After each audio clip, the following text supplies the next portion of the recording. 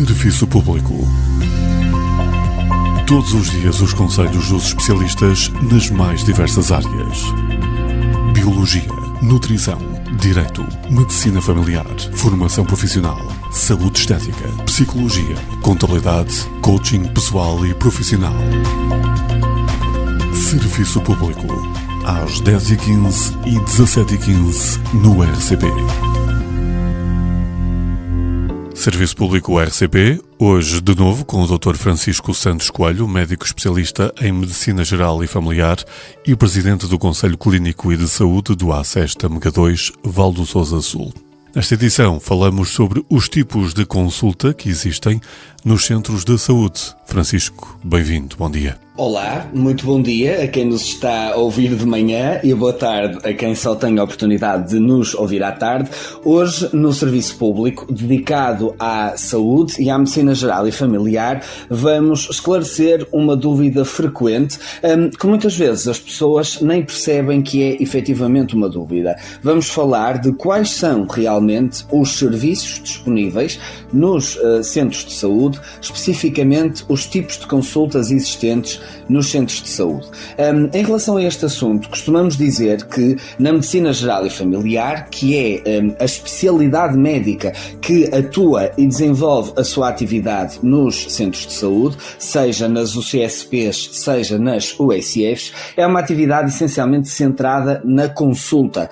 No entanto, importa que se saiba também que quem trabalha nos centros de saúde também integra projetos e trabalhos de investigação em saúde e intervém em diversos processos de governação clínica que têm em vista a melhoria dos cuidados de saúde prestados aos utentes. No entanto, e efetivamente, a nossa principal atividade enquanto médicos e enfermeiros de família é a consulta, que se destina a todas as pessoas. E esta é uma primeira mensagem fundamental. Quando falamos em todas as pessoas, falamos de facto de pessoas de qualquer género, qualquer identidade, em todas as idades e em todas as fases da vida. O nosso princípio de intervenção é mesmo este: consultas para todos, em todas as fases da vida. E a nossa atividade está precisamente centrada neste conceito e por isso existem consultas que vão literalmente desde antes do nascimento da pessoa, quando estamos ainda a planear e a acompanhar a gravidez, até ao pós-mortem da pessoa, quando acompanhamos as famílias que estão em processo de luto, o que muitas vezes traz também algumas consequências para a saúde. Portanto, vamos efetivamente do início ao fim da vida e acompanhamos as famílias em todos estes processos.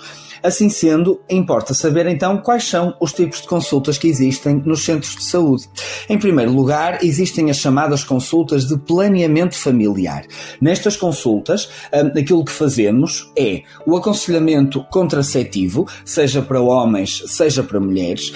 Inclusive, os métodos contraceptivos estão disponíveis de forma gratuita nos centros de saúde, desde os preservativos até às pílulas, até mesmo aos métodos contraceptivos de longa duração, como os dispositivos intrauterinos ou os implantes subcutâneos, que são muitas vezes colocados nos próprios centros de saúde por médicos que têm esta formação certificada. Para além deste aconselhamento concepcional ou contraceptivo, fazemos também rastreios de doenças sexualmente transmissíveis e planeamos as gravidezes com os estudos prévios dos elementos do casal, com todas as dicas, todas as suplementações. Portanto, todo o planeamento familiar cabe nestas consultas. Depois, temos também as consultas de saúde materna, em que acompanhamos as gravidezes de baixo risco, ou seja, aquelas que não necessitam de ser também acompanhadas no hospital, precisamente porque são consideradas de baixo risco e, portanto, a vigilância está prevista que seja feita apenas nos centros de saúde, e vamos acompanhando ao longo dos 9 meses da gravidez. Depois, obviamente, temos também consultas de saúde infantil e juvenil, nas quais acompanhamos os bebés que nascem na sua fase de recém-nascidos até à idade adulta. Existem consultas específicas em várias idades-chave que abrangem também o processo de vacinação, portanto, o Plano Nacional de Vacinação vacinação é cumprido nos centros de saúde e é também vigiado por nós, médicos e enfermeiros de família, como uma medida preventiva fundamental do acompanhamento da saúde de todos. Depois, temos também as consultas de saúde do adulto e de saúde do idoso, que permitem acompanhar a saúde e a doença, quase como se de um casamento se tratasse, dos indivíduos adultos, nas diversas fases da vida adulta, e nestas consultas existem também subtipos de consultas relacionados, por exemplo, com os rastreios oncológicos, nomeadamente do cancro do colo do útero nas mulheres, do cancro da mama também nas mulheres, do cancro coloretal nos homens e nas mulheres, entre outros que se mostrem pertinentes em cada fase da vida. Para além disto, temos também consultas de grupos de risco. As mais frequentes e as mais conhecidas são as de hipertensão arterial e as de diabetes, em que estes utentes vão tendo um seguimento regular, frequente, adaptado às necessidades e ao controlo ou descontrolo das suas patologias, mas, tal como isto acontece para hipertensos e diabéticos em todas as unidades, existem também unidades de saúde que têm consultas para outros grupos de risco mais específicos, consoante as necessidades das suas populações.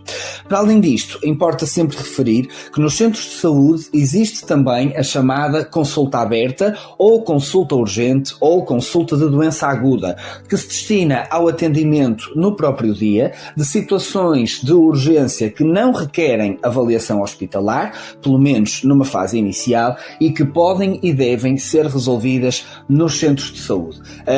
Para além disso, e em muitas unidades de saúde também, inclusive neste contexto de consulta aberta, fazem-se também pequenas cirurgias, ou seja, suturas de feridas que não requeiram avaliação hospitalar ou exames complementares, a retirada de alguns quistos ou de algumas lesões que estejam a drenar pus, ou outras pequenas situações cirúrgicas deste género.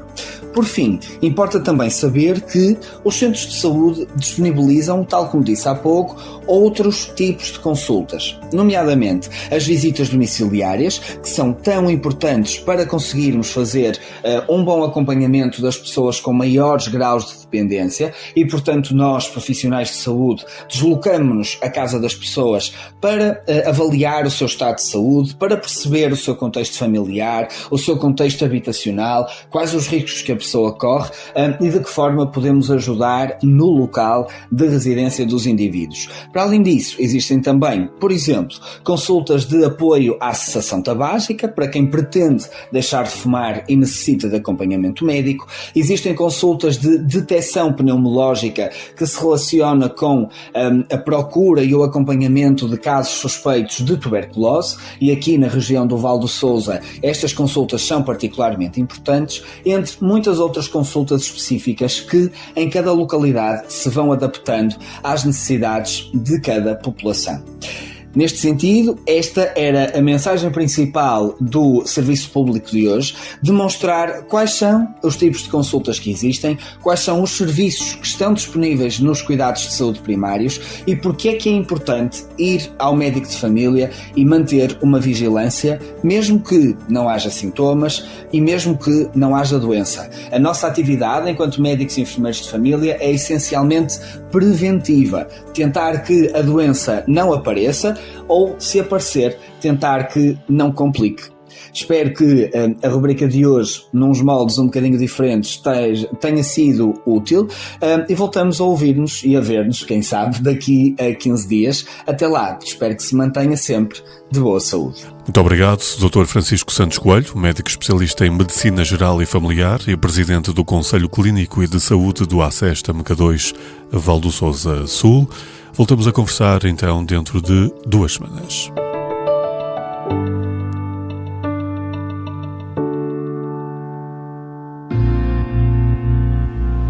Serviço Público. Todos os dias os conselhos dos especialistas nas mais diversas áreas. Biologia, nutrição, direito, medicina familiar, formação profissional, saúde estética, psicologia, contabilidade, coaching pessoal e profissional. Serviço Público, às 10h15 e 17h15 no RCP.